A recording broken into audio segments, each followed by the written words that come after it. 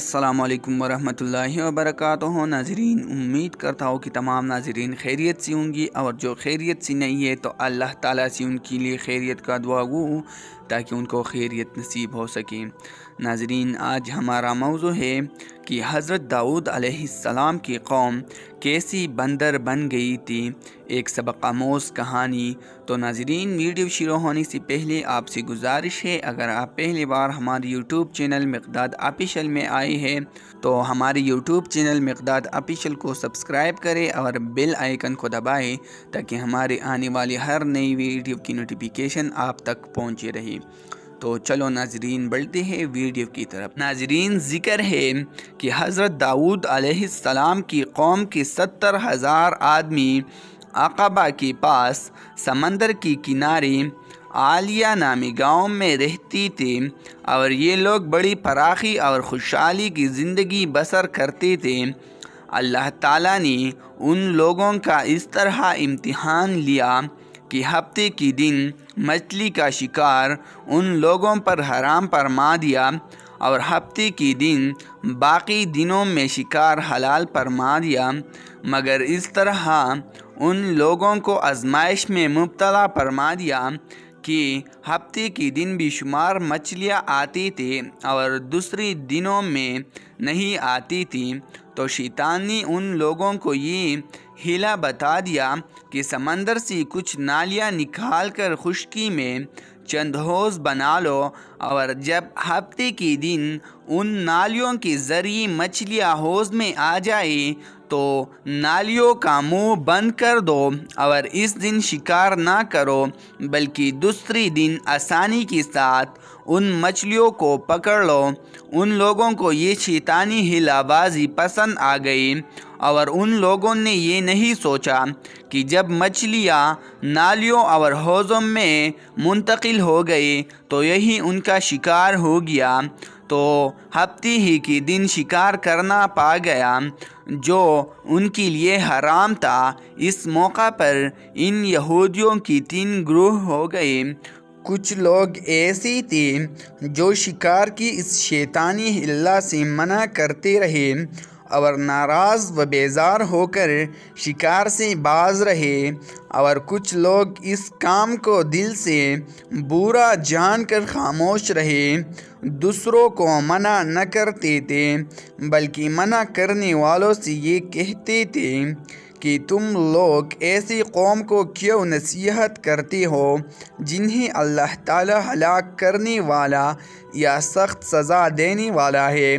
اور کچھ وہ سرکش و نافرمان لوگ تھے جنہوں نے حکم خداوندی کی مخالفت کیے اور شیطان کی ہیلا بازی کو مان کر ہفتہ کے دن شکار کر لیا اور ان مچھلیوں کو کھایا اور بیچا بھی۔